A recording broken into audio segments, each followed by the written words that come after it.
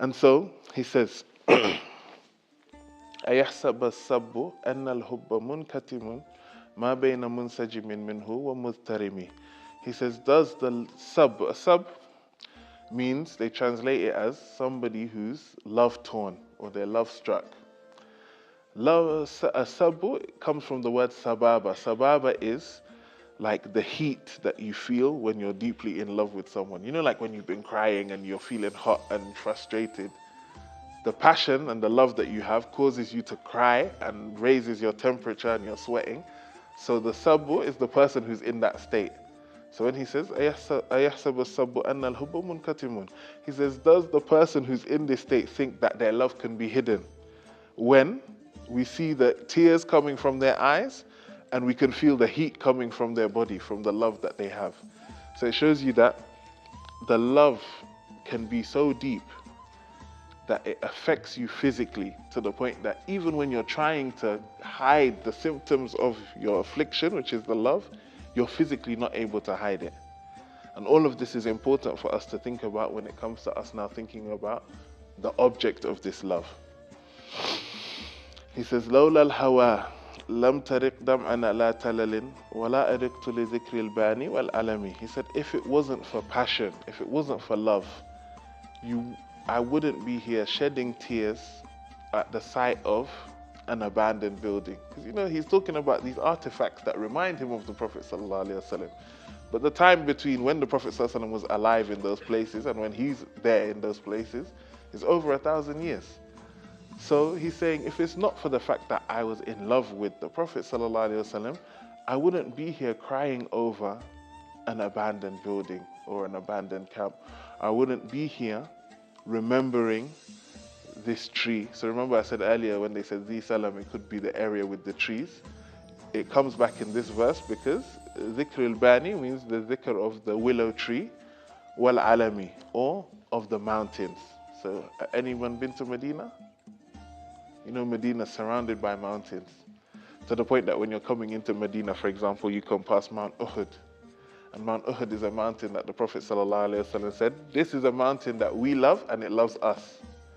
So you might not even see the Masjid al-Nabawi, but when you come out of the airport and you're driving and then you see the mountain and you're like, oh, is that Mount Uhud? That's Mount Uhud. You're already getting excited because you have that connection to the Prophet ﷺ when you know you're getting closer to Medina. So he's describing the same thing. He's saying, if it wasn't for the fact that I was in love, ruins of buildings and mountains and trees wouldn't make me cry. Because a normal sane person, they don't see a tree and start crying, or a mountain and get excited, or an empty building and feel some type of love or passion. But because of the love that they had for the person connected to these objects, it invokes these emotions in them. So in the same way, that shows us then that love is the essence of everything. If it wasn't for love that you have for Allah subhanahu wa ta'ala and the Prophet sallallahu alayhi wa sallam, there'll be no need for you to stand and pray. Because prayer is just movements. You do this, you hold your hands here, you recite some verses in a language you don't speak, you bow again, you sit down.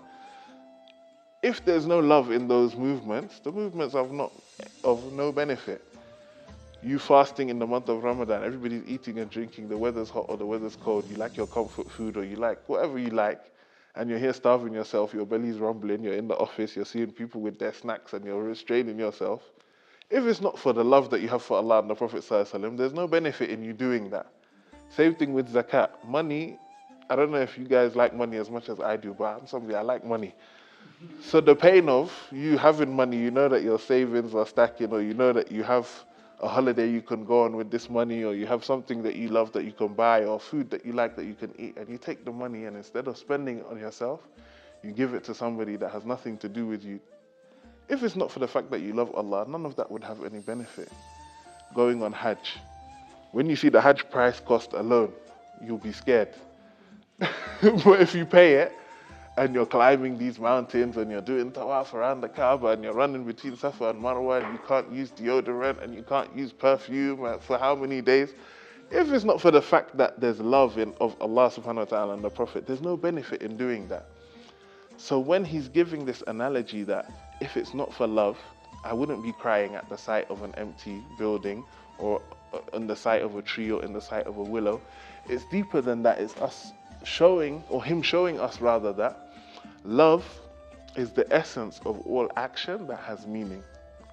And even more than that, as a Muslim, love should be the essence of your worship. And at the end of the chapter, I'll explain why. And there's a verse directly in the Quran that explains this for us. But